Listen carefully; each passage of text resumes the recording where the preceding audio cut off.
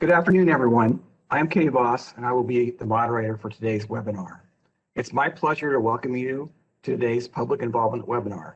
This is the fifth webinar in our design webinar training series. Our goal with these webinars is to ensure employees receive the technical training necessary to successfully deliver projects into the future. I have a few housekeeping items to go over before we get started. We are scheduled for 2 hours today. This includes time for the presentation and time for questions and answers. We are recording today's webinar and will place the recording in Mo.U for future reference. This webinar will also be added to the course catalog of the Program Delivery Training Program. All lines are muted during the presentation. The question and answer function will be open, so I encourage you to send questions to all panelists in the question and answer chat pod. We'll be monitoring these questions during the presentation to determine if we should break into the presentation for clarification. We will break after the presentation and address the questions from the question and answer chat, and then we will also allow additional verbal questions at this time. For today's webinar, we will have several presenters. I am pleased to introduce our opening speaker, Melissa Shepperly. She is the Environmental Compliance Manager in the Design Division. At this time, I will hand it over to Melissa. Thanks, Kenny. So like Kenny said, I'm going to start the presentation and then I'll hand it off. Please feel free to put any questions in the chat and we'll answer them as we go. EPG 129 is about public involvement, or PI. This was recently revised to better mirror our current practice, reference regulations, and also incorporate some new items. Today's webinar will take a closer look at the changes to the policy and how it impacts projects, as well as some public involvement basics. Next slide, please. So some history. We made a commitment to update EPG 129 to Federal Highway a number of years ago. A previous team started the update, but then a number of them retired or moved on, hence it was dropped before it was finished. Linda Wilson-Horn, Missy Wilbers, Bob Brindle, and Gail Unruh started the effort, and we picked it up. Next slide, please.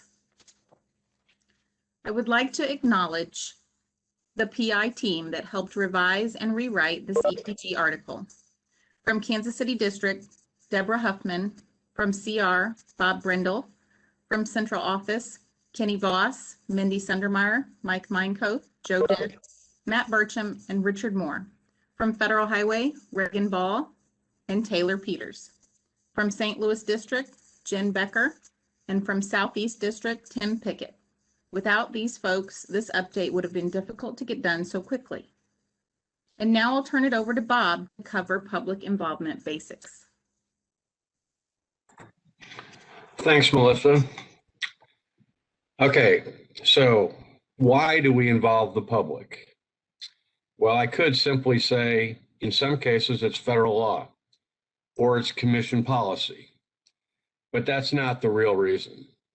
The real reason is the public uses our facilities and they pay for them. And in some cases, they can tell us something about a project that we don't know. In short, it's just the right thing to do. Next slide. It's a two-part equation. A reasonable technical problem-solving decision-making process coupled with public involvement, citizen participation, community relations, and communications. Next slide. Our goal is always to gain informed consent, not consensus. At the end of the day, you want to be able to move forward with your project. But you may have people who don't agree with you. But if you seek informed consent, at the end of the day, at least those people can understand why you made the decisions that you did. Next slide. You've probably experienced this or seen it with other issues in your community. Lobbying for their demands, letter writing campaigns, involving politicians, calling the news media, holding protests, threatening or even taking legal action, or waiting until the very last minute and then coming to you and saying, I had no idea you were doing this. Next slide. There are two parallel paths. You can't work your way through the technical process and then say, oh, now let's involve the public. It just doesn't work that way. Next slide. To show the legitimacy of your project, you need to ask yourself these questions. Should MoDOT be doing this project? Are we the proper agency? Are we addressing a serious problem? What's the purpose of this project? Next slide. Even when it's obvious, you can never, ever stop selling the problem. From concept through the project's completion, sell the problem, not the solution. And now I'll pass it off to Communications Director Linda Horn. Thanks, Bob. So we're gonna talk in a little more detail now about what does this actually look like. And the first thing you have to do on your project, once you've determined do we have a serious problem that we're solving, is who thinks they're going to be impacted by this? We call them potentially affected interests. Sometimes it's generically called stakeholders, but who are all those people? And you have to, really dig down into a community to identify who. It's not just the traveling public. It's not just your elected officials. It could be the schools in the area, shopping areas, churches. Sometimes it's parks, sporting facilities, historic districts, attractions, farms, wineries, all of it. And you really have to do an exhaustive search. And I would say, some of my experience doing this over the years, I've literally just driven around in the area where the project is and just really get my head in where is this project and who might all of those affected interests be. Next slide, please. One thing that we discuss in the NEPA process is the term of environmental justice. And as you're identifying your potential stakeholders, you also have to look at potential environmental justice issues with the neighborhoods that might be affected by a project. And some of those things, ways you can identify that, you can look at census data for the area. You can identify if there's Hispanic chambers, different organizations in a community that might represent the area. And again, what I've done too, when you drive around, if you notice, a Hispanic shopping market or a Chinese shopping market, then it starts to give you the story of who is in that community, and can also help you identify if you're going to have to provide any of your materials in other languages or offer that option to people if there's a request for that. So it's an important step when you're identifying your audiences to also look at what's the makeup of the communities that you're going through. Next slide, please. Then the next thing you have to do is put yourself in their shoes.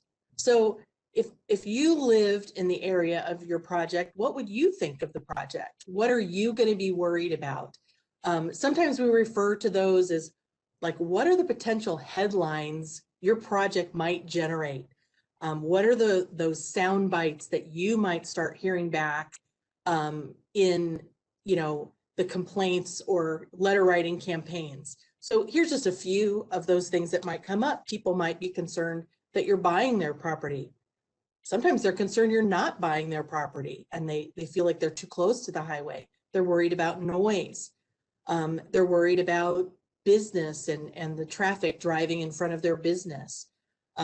Sometimes they're also worried about just change in general. We don't like change. And they don't like it when, well, my ramp used to be here and now you're going to make it here.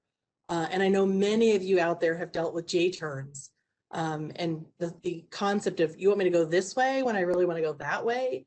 They don't like change. So just think about those concerns that people are going to have, and then you can start preparing for how are you going to proactively address those concerns, and certainly, hopefully not be surprised when those concerns are brought up to you. Next slide, please. So this slide here, if there's nothing else you remember from this portion that Bob and I are covering, this is the most important slide.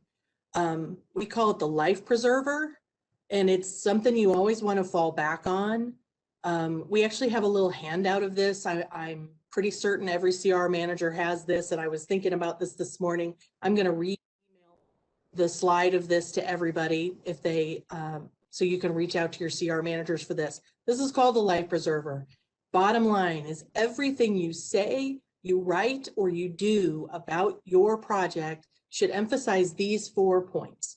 Number 1, are we addressing a serious problem? And what is that problem? State it. State what it is the problem. Why is MoDOT the right agency to do it? It's a road, it's a bridge, it's a sidewalk. It has something to do with us. We're not fixing the sewer system. We're not fixing the school district. Seems kind of obvious, but you have to remind people, you know, the phrase, we're from the government, we're here to help. Well, in this case, we're from MoDOT and this is appropriate. This is ours to work on. The next thing is you have to be able to convey that the process that you're going to go through is appropriate, is reasonable. There's opportunity that you're going to have people engaged with you. And that rolls right into point number 4, is we're listening. We care about you. We're trying to understand. We know that when we do projects, it impacts people. It changes things for them. And, you know, there's some pain to progress sometimes. And that's what this last bullet is about. You have to be able to convey that we're listening. We understand it's going to change for them. And that what we're trying to do, we're trying to make our design give them the solutions that they need. Bottom line here is you can try all day long to sell somebody on a J-turn or a roundabout or a DDI. And if they don't like the design, they don't like the design. So you have to figure out how to take what their concern is and share how the design addresses that problem. Next slide, please. So there's lots of ways to communicate, and I encourage everybody on here, that's what your district CR team is there for, or our central office team. Bob and myself, we have years of experience with public involvement. We're here as a resource to you. But there's most important thing I can say is, you know, we don't have a huge budget for public involvement, and you have to take advantage of the existing ways that people are getting their communication already. The last thing I want to do personally is sign up for yet another email list. You know, every time you go shopping, they ask you for your email. I don't want any more emails, but you might be able to get into a local city's email, or I did a project in St. Louis one time, and we were able to get on the hospital's email list to their employees. And so every time we had an update, we'd give it to the hospital, and they'd email out 10,000 people who worked at that hospital. They were already reading that newsletter. So you want to try to take advantage of those things. Also, anybody who will want you to come and give a speech to them, do it. It's a little bit weird right now in the COVID time. I know we're doing virtual presentations, but there'll come a time again where there'll be chambers and Rotary clubs and different civic groups. It's a great opportunity to get on those opportunities to get our word out to a meeting they're already going to, instead of making them come to a new meeting. Next slide, please. The other thing is to take full advantage of our MoDOT project websites and our social media. These are just a couple of examples that I pulled from around the state. Our districts do an amazing job with project information online, and making sure that those project websites especially are sharing sort of those life preserver messages. Make sure you're explaining what is the problem that we're solving, where are we in the process, how to get information. I know we're doing a lot of really inventive things right now with online public meetings, recording presentations, making those available online. There's a lot of great tools that I totally believe after COVID we're going to continue to do. And social media is a great resource where you can let people know what's going on and drive them back to the project website. Next slide, please. Another thing that I find very important is what we do is very complicated. The engineering designs can be difficult for people to understand. So it's really important to provide simple illustrations to help people understand what you're doing. This was an example from a few years ago when we were working on the I-70 Blanchette Bridge in St. Louis, and we put all traffic on one bridge, and people just could not visualize what that was going to look like. And a plan sheet certainly won't do the trick for the average citizen. So we created this drawing to show the barrier in the middle, how the lanes were going to work, 3 cars in each direction. And we just used it over and over and over again when people were concerned about, was it going to be safe? What was it going to look like? Was that going to fit on the bridge?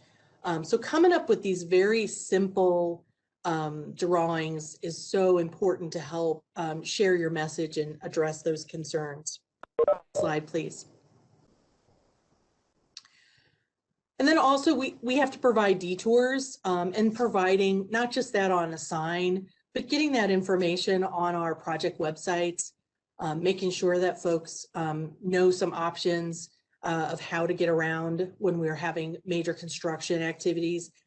And sometimes these are also important before the project happens. People worry about this stuff when it's in design, and then obviously you need to share the detours during construction, but sometimes that can be a hurdle to get through as you're designing a project, and working through the environmental process is helping folks understand, well, how am I going to get around this when you're working on this project, and sharing those detours. Another tip on these detour maps is sort of depending on where your project is, again, use other resources. So if this project is in an area where there's churches or schools or hospitals or large destinations or a major employer, give them the map so that they can share it with their customers, put it on their websites, and you can extend the reach of your information. And it comes from a source that they are already trusting, and it helps to just further our message. Next slide, please. I mentioned J-turns, and I think it's also important when you talk about something like a J-turn or a modification of that, like the other drawing on here, is again, having a simple drawing that you can show people. Plan sheets just do not do the trick, and you need to be able to have simple drawings. We've worked over the years in communications to provide videos, drawings, different graphical tools that you can use, and we're always willing to help on those in the future as MoDOT continues to invent new and amazing engineering solutions to our problems. But it is important that when you're trying to explain something, make sure you've got a good visual to show them as well. Next slide, please. So the last thing that I'm just going to cover is that, kind of as Bob said earlier, you don't just do this once. You have to constantly be doing this. Our process of going from an idea to a completed road can take years. And there's lots of steps that you go through, and your elected officials will change hands over time. People might move in and out of your project area over time. And you have to keep going back and checking to see, what are your audiences saying? What are they worried about? is our messaging still addressing the problem? Are we still selling that problem and the fact that it would be a terrible idea if we didn't fix this problem, and just keep repeating that over and over and over again? And even sometimes after the fact, after a road opens and maybe it doesn't meet the vision that people thought it was going to meet, I've had to go back and remind people, well, this project was designed to fix the bridge. It wasn't designed to get rid of the traffic congestion. So sometimes you have to just keep going back over and over on that. So, you know, it's kind of a short, quick overview. We do have a much longer public involvement training. I last did the class in 2017, and we are discussing the idea of revisiting that later this year, but we thought with the updates to the EPG that it would be a good idea to touch on some of those basics here today. At this point, I'm going to turn it over to Melissa to talk about the EPG updates, and Bob and I will be on and for questions. Thanks. Thanks, Linda. So that's some great information from Linda and Bob about public involvement basics. And that'll lead us right into our EPG updates. So what is different or changed about EPG 129? There's a number of items that we added to the EPG and some others we rearranged. Tables and tools were added to better present the information. A virtual component policy was also added to assist districts in carrying out virtual events. And samples and examples were added to assist in project development. Next slide, please. So what is different or changed about EPG 129? This is table 129 in the EPG. This was added. This should assist staff in determining the type of public involvement needed or required based on the NEPA document type or on the commission requirement. For specifics on what is required for each NEPA action, you can go to that section of the public involvement EPG. For instance, if my project requires an AJR, then it also requires a CE2 NEPA document type. For a CE2, I can use routine methods, a pre-location, location, and/or design public meeting. It does not require a public hearing. Now I'll turn it over to Joe.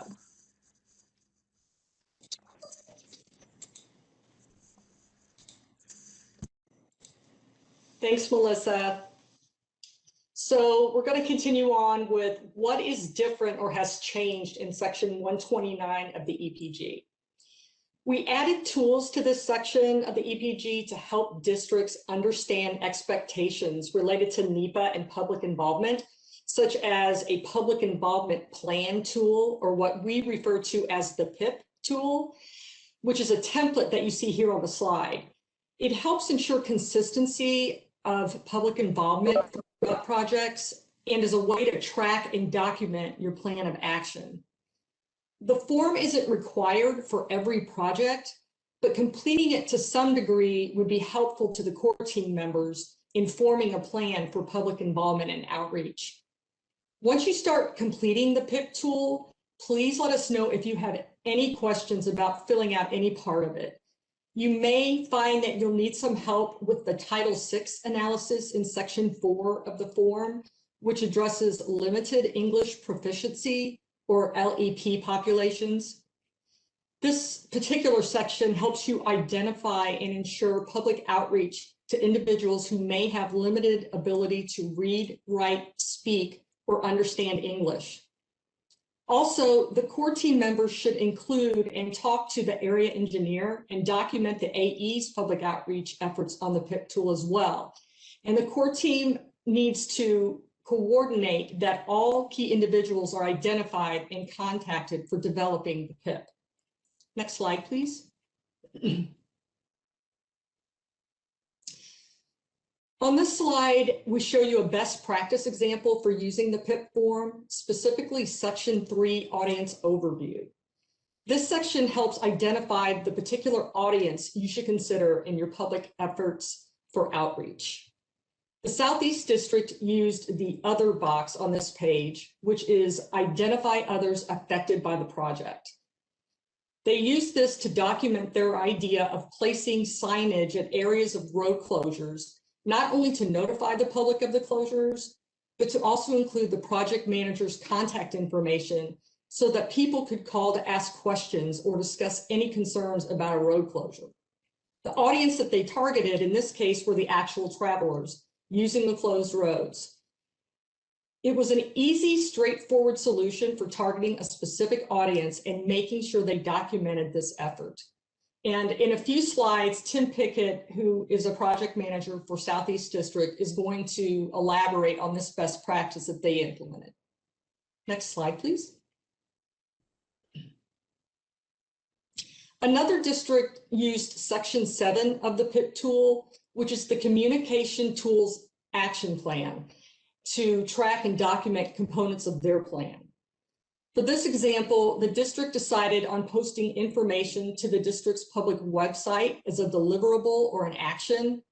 They planned on a specific time period for this to be implemented on May 20th. They documented the implementation, including where on the website the information was going to be posted, what information would be provided, who would be responsible for uploading this information to the website, and then they indicated the status of the action as completed once it was carried out. So this allowed the district to record what they wanted to accomplish as part of their public involvement plan. Next slide, please. So essentially, a public involvement plan, or PIP, is a tool to systematically document public outreach and involvement for a project. So who fills it out? Core team members, project managers, and communications division staff all have input and information to include in the PIP. Again, if you do have questions, especially about Title VI, including environmental justice and LEP populations, such as determining whether there is a need to reach out to these groups or how to reach out to these groups, you can contact the environmental section or the External Civil Rights Office for help. Next slide, please. So when is a PIP or communication plan needed? The PIP or communication plan can be used for any project, but it's especially important for documenting public involvement when completing an environmental assessment or an environmental impact statement, or for any project with actual or the potential for public controversy. The PIP or communication plan should be discussed at your core team meeting kickoff for a project. Just keep in mind that projects classified as programmatic categorical exclusions, or PCEs as we call them, typically have limited impacts and don't usually need a PIP unless there are circumstances that would warrant one, such as public controversy. I'm going to introduce Tim Pickett now. Again, he is a project manager in Southeast District, and he's going to talk more about the district's best practice example for using the PIP tool.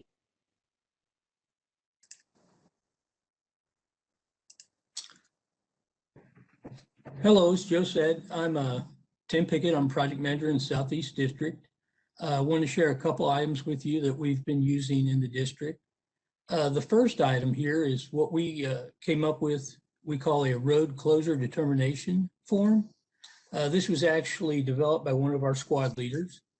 A lot of times we would go out to scoping meetings, and when we had the core team together, and we'd talk about how we were going to handle a particular situation, and time would go on, and I don't know about you, but as I get older, I forget exactly why I made that choice. What we look at this as is a good place to house those decisions. It's just got some basic project information on the top, but the key components are on the bottom of the first page and second page, where we talk about how long a detour might be, what a bypass might look like or cost, and then what our proposed solution for that particular project is. What did the core team decide? This document then gets put into e-projects, and folks can add to it. A lot of times our area engineers are out there talking to people. If you've talked to a state or local official, they can add that information. School districts, emergency services, fire, police, and any other general public communication could be added there. The second thing I'd like to share is something that we came up with. Of course, we always use changeable message boards in the past, and a lot of times those are real difficult to place up next to a bridge or find a good safe spot. We would use these in kind of remote rural areas. We found a pretty simple solution in a sign. We came up and had the shop build us some signs with our information on there. And 8 to 12 months out, we'll put these signs up. We'll leave them up for about anywhere from 2 to 4 weeks, see what kind of feedback we get, return calls. And we find that we're getting those directly involved and concerned with what they're going to do, and getting them involved early in the process. Now, I have used this on some more projects where I was concerned about getting information out. I had a situation where I had 2 communities separated by a railroad and connected by a bridge. I had emergency services on one side, school on the other, and I really wanted to make it a point that I get in contact with people and they get the right information and I could share it with them. What I found was it was a lot of legwork, a lot of return phone calls. But in the end, what I found is those folks really became my biggest advocate. They were out there talking about the project, giving the facts, and really helped me in a lot of ways. Now I'm going to turn it over to Melissa, who's going to explain some more changes in section 129. Thanks, Tim. So again, what's different or changed about EPG 129? We have added a virtual public involvement section to 129. While this isn't necessarily a new thing, we are having more virtual public involvement meetings and other things. It's definitely become a go-to method of public involvement in 2020. This section should help districts standardize practices and give guidance on suggested methods and means. Table 129.3 is about selecting VPI, or virtual public involvement tools. And this was added as a resource for districts to consider what types of tools are available, whether they are synchronous or asynchronous, which means passive or active communication, and a general cost. This list is not all inclusive, but is a good starting point. When a public hearing is required, a virtual component can be used to supplement the hearing, but the in-person component must still be held per the regulation. You must work closely with our federal highway partners regarding the public involvement plan for projects that require a hearing. Next slide, please. Additional virtual public involvement guidance covers what needs to happen for recording, publishing, and posting virtual events like core team meetings or public meetings. If a virtual event is recorded, the recording is then an open record under the Sunshine Law and must be retained according to the record's retention schedule. Privacy concerns can be alleviated by announcing verbally during the beginning of the virtual event that the event is being recorded and will later be available at whatever predetermined location or by request. Additionally, a disclaimer at the beginning of the video should state that the opinions expressed during the event do not reflect the opinion of the department or commission or the consultant and do not constitute department or commission policy. Again, this is all laid out in the EPG. One DOT recommended stating the ground rules at the opening of a meeting or event that will be recorded and posted. This is another good tool to keep in mind. Next slide, please. We've all done virtual public involvement. whether we know it or not, the news release on the website or on Facebook, the web page about our project. These are all types of virtual public involvement. Noise wall meetings. These meetings present information to impacted neighbors who qualified for a noise wall and to be held virtually. So this is an example of virtual public involvement. In a typical in-person meeting, facts about the project and noise basics would have been presented, and there would have been a board for each neighborhood's wall with property owners directed to their neighborhood's board. In this instance, they decided to hold a separate virtual meeting for each neighborhood. The meeting presented the same basic project basics and noise facts, and then addressed the specific noise criteria and design for each neighborhood. The project team felt this would minimize confusion instead of presenting information on all 3 walls at the same meeting. So this is a good example of how virtual public involvement can be done in a different way than what we typically do. Another good example is pre-recorded video and sharing, including closed captioning. Pre-recording a project video or PowerPoint with voiceover prior to the public meetings and shared via the project website for the life of the project site. Include closed captioning when you are able. During the virtual event, ask for comments to be provided on the written chat when attendees can. Refer to the comment form on the website for those unable, such as in-call attendees. Now I'll turn it over to Mindy Sundermeyer in our right-of-way.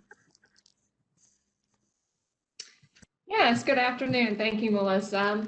Part of this review of what changed with the EPG 129 was looking at the requirements for a public hearing. Per the CFR, any project with substantial amounts of right-of-way require a public hearing. So our team took a look at defining significant amounts of right-of-way. It was previously defined as right-of-way land or permanent easements greater than 20 acres for rural areas and 200,000 square feet for urban areas, or 5 parcels or properties. The 5 parcels were throwing us off on some minor projects. So our team took a look at whether that number was truly impacting public involvement on projects.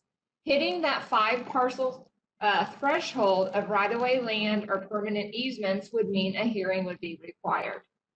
After the team did some discussions and took a look at some ADA projects in St. Louis, we found that some projects would go for miles and impact very few square feet.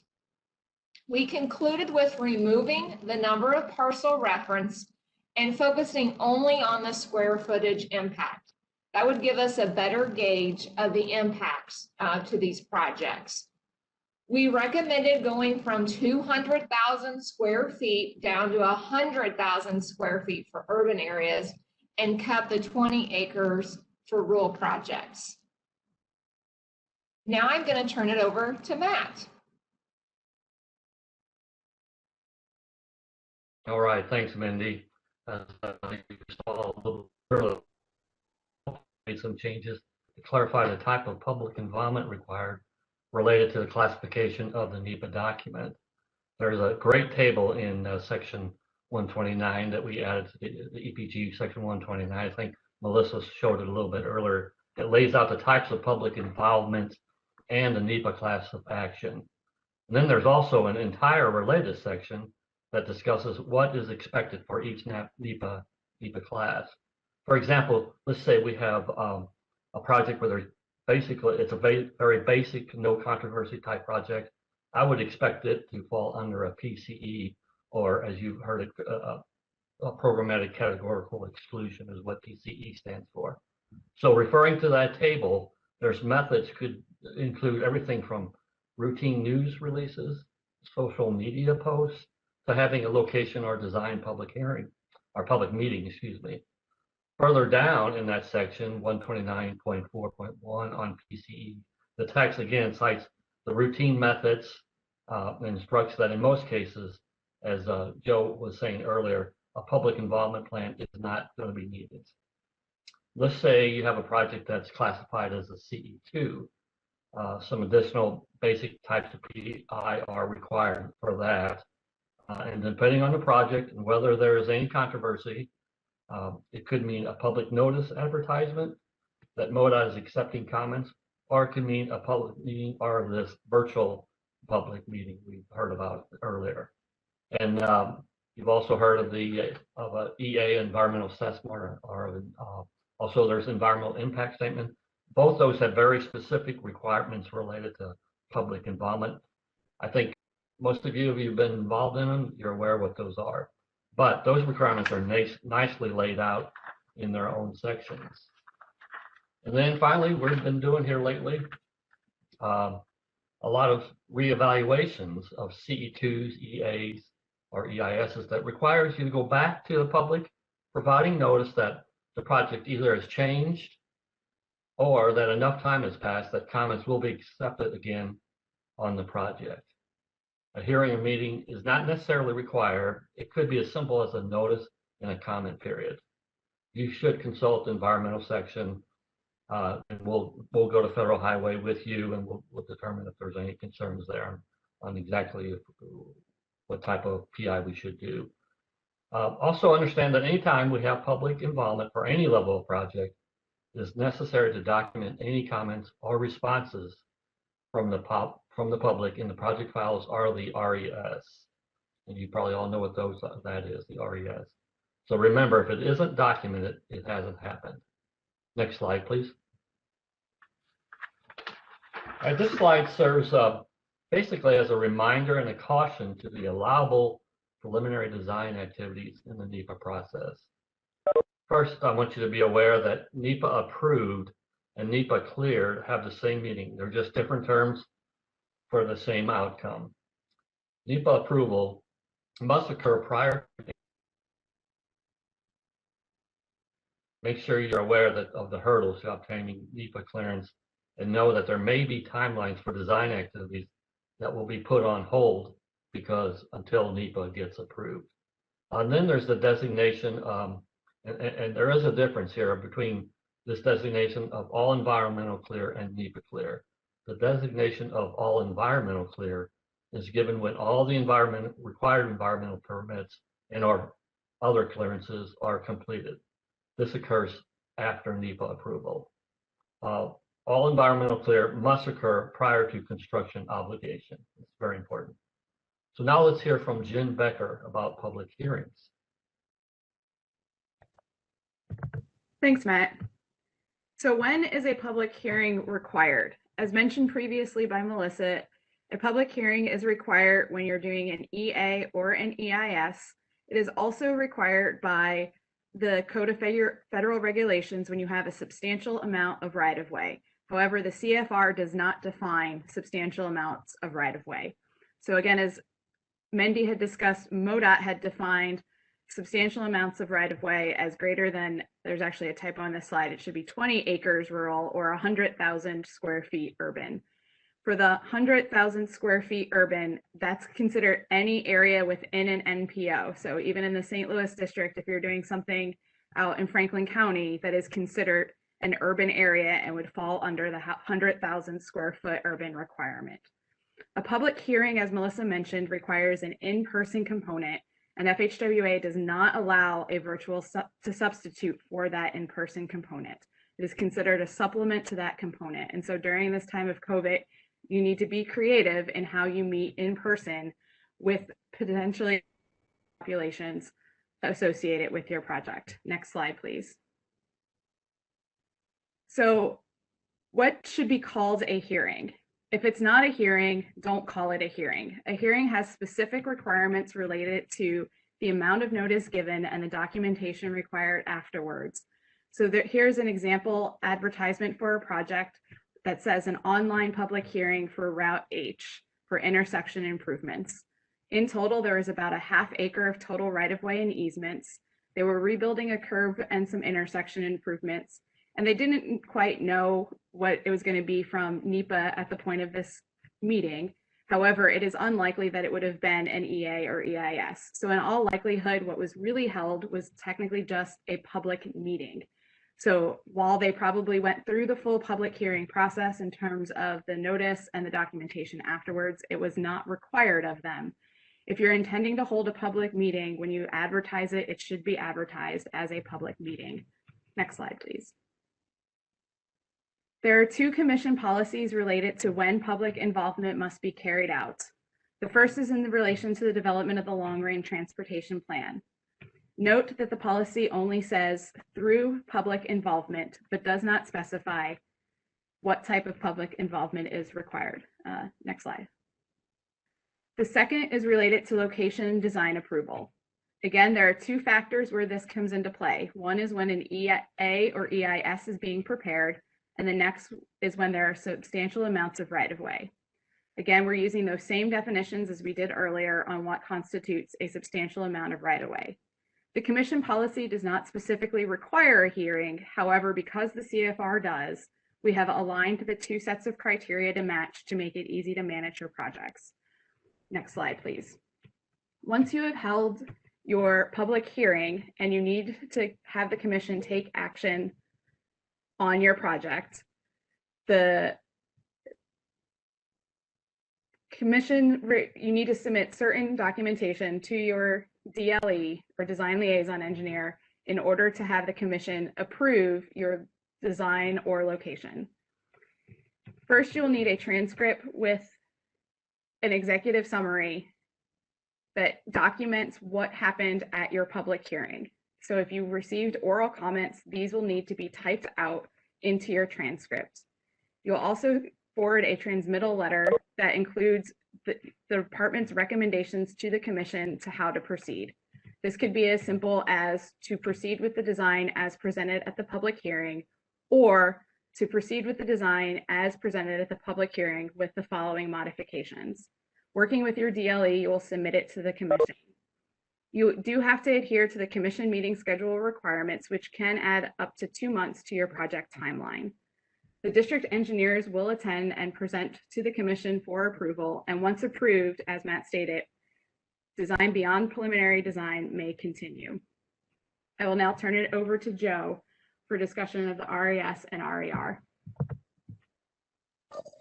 Thanks, Jen. Turning now to the RES and RER, when should public involvement information be added to the RES or RER? So by the time environmental and historic preservation staff receive the final RES, or when we receive the RER for LPA projects, something should be provided in the public involvement field, whether public involvement is planned or has already taken place. For PCEs, which is the NEPA classification for the majority of our projects, a simple statement is perfectly acceptable, such as something like message boards and news releases will be used to inform the public prior to beginning construction. Although that's a really simple statement, it is informative and needs to be added to the RES and RER to document public involvement efforts. Next slide, please. What should be provided to document public involvement on the RES? So on this slide, within the red box, is the area of the RES that contains the public involvement field. In this example, the district provided the following statement for public involvement on their RES.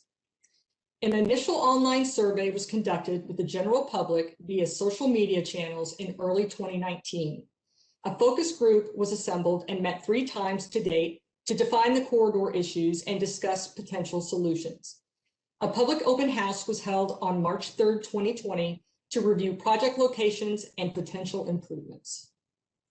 So this is a good example to document public involvement on the RES, but it could be made more useful to environmental and historic preservation staff by adding a couple of things. For one, either attaching public involvement documentation to the RES and referencing it, or stating that it's housed in e-projects would be very helpful. Because keep in mind that public involvement documentation must be available for review by our staff and also available should Federal Highway request it. And secondly, it would be helpful to let us know if there were any substantive public comments about the project and if these comments were addressed. So just remember that the level of detail to document public involvement depends generally on the nature of the project, potential impacts, whether there is already public controversy, and also considering the NEPA classification. I'm going to turn it back over to Melissa, and she's going to talk about if there's ever a time when public involvement is not necessary. Thanks, Joe. So I get this question a lot. Is there ever a time when the box is left blank on the RES and it's acceptable not to have any public involvement? There are definitely certain types of projects that are not going to have public involvement, and it's not expected. Something like consultant services contracts. Programmatic CE, PCE type projects are assumed to have very minimal public involvement. So again, please refer to that table in EPG for the minimum acceptable levels of public involvement. But yes, there are definitely going to be some projects that don't have any public involvement required. Next slide, please. So this is another question I get a lot. At what point do I go back to the public if something in my project changes? So at first I like to reference the CFR 771.111. For larger projects, as Linda pointed out, there should be early and continuous opportunities during the project development for the public to be involved. So there isn't a right or wrong way to involve the public, but there are minimums that should be held necessary. Again, consult the EPG for those minimums.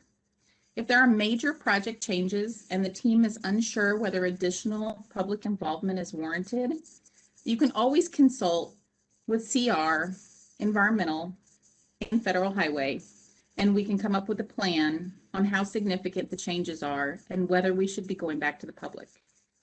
Next slide, please. So I just wanted to let you all know that a lot of these examples and samples that are in the public involvement EPG section are also in the standard forms 101 part of the EPG.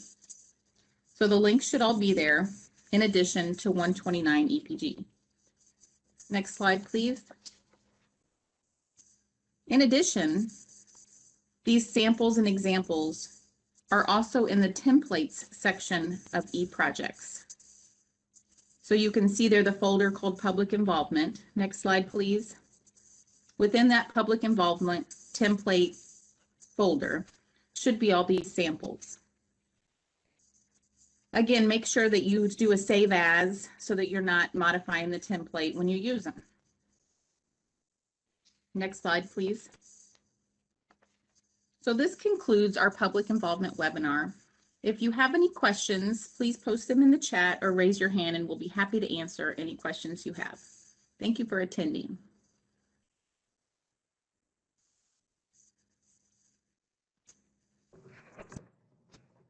All right, great job, presenters. At this time, we will be taking questions.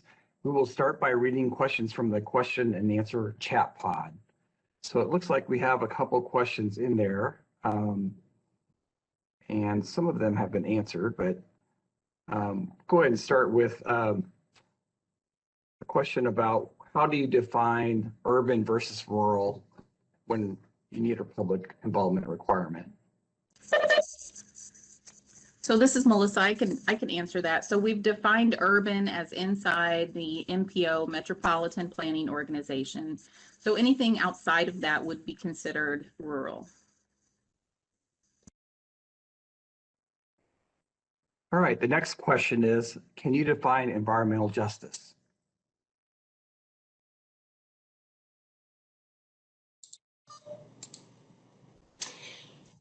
This is Joe. I just generally provided some definitions and information about environmental justice. There's a lot more to it than this, but you can read the answers here that I've provided. And does anyone have anything else that they would like to add to what I provided? Joe, this is Jen. I think one thing I would add is that we're looking to make sure that our decisions aren't disproportionately harming a minority or low impact community. And if, that we're not choosing to make decisions that impact them differentially to the rest of the population in general. Correct. Exactly. All right, thank you. Another question we have is, at what point do we start public involvement?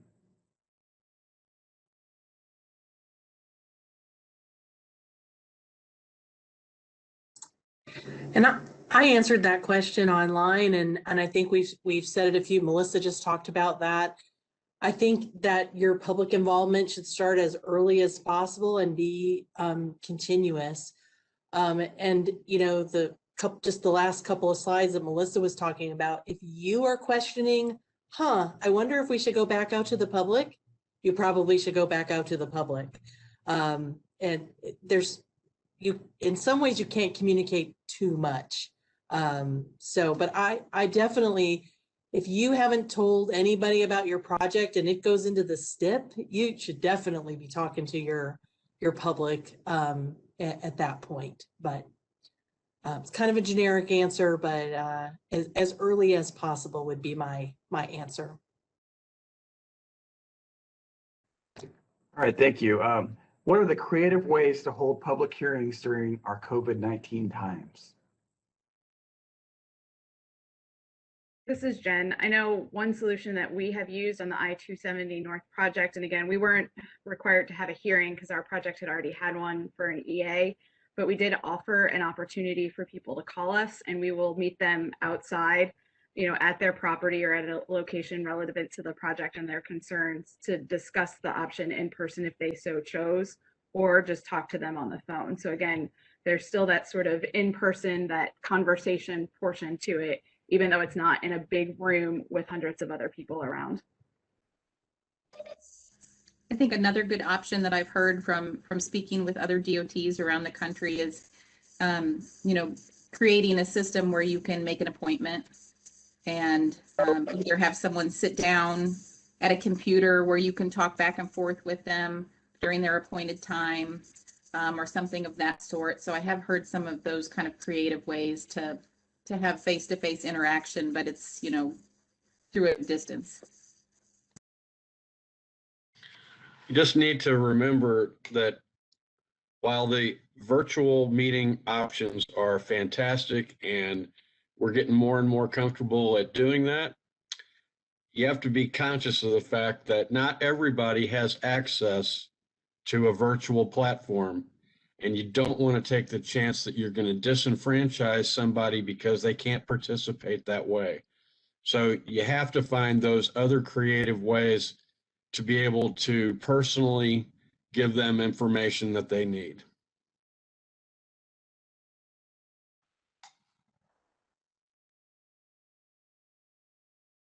All right, great answers. All right, the next question is, should a project be deemed necessary to provide bilingual outreach? Are there any resources available to the districts to meet this requirement?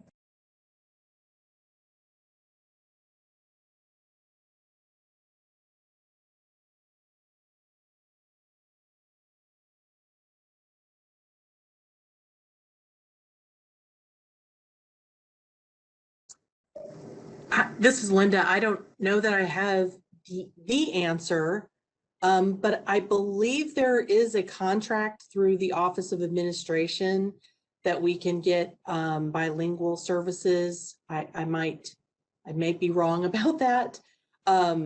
Maybe else on the team has that information.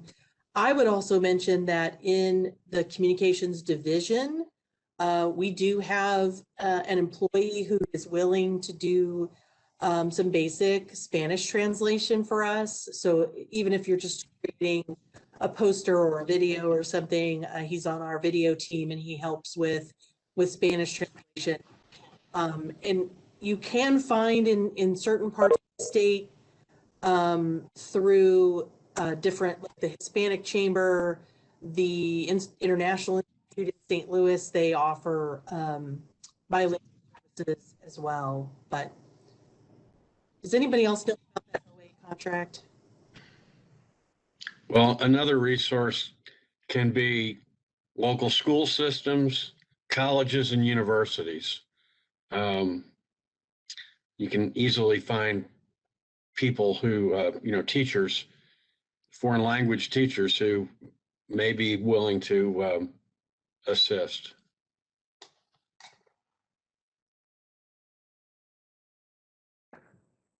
Maybe best answer on that at least is if you run into that, reach out to the environmental section and we'll work together to help find those resources for you.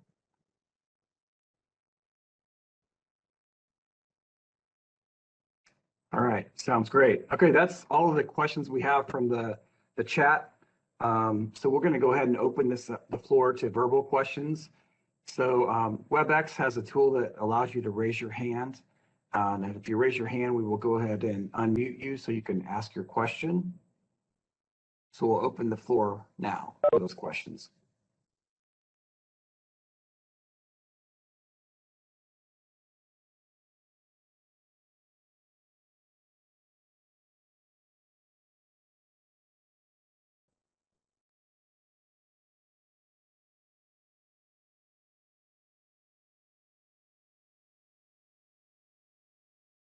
Kenny, this is Jessica. I am not seeing any hands raised at this time. All right. So if we didn't get to your question today on this topic, please reach out to any of today's presenters. I hope today's presentation provided a better understanding of why public involvement is important and what tools are available, and a better understanding of the requirements at MoDOT. Thank you for participating in today's webinar. We appreciate any feedback on how we can improve this format or the content of future webinars. As we wrap up this webinar, we will be registering your participation in MoDOT-U. The WebEx system allows us to track who is attending by computer, but we do not know who may be attending as part of a group or a call-in. If you are in attendance but not signed into WebEx, please contact Jessica Gobin by email so that she can give you credit for today's training. I want to remind everyone that our next webinar is on pavement design. It is scheduled for next Thursday, February 25th. This concludes our webinar for today. Thank you for your participation.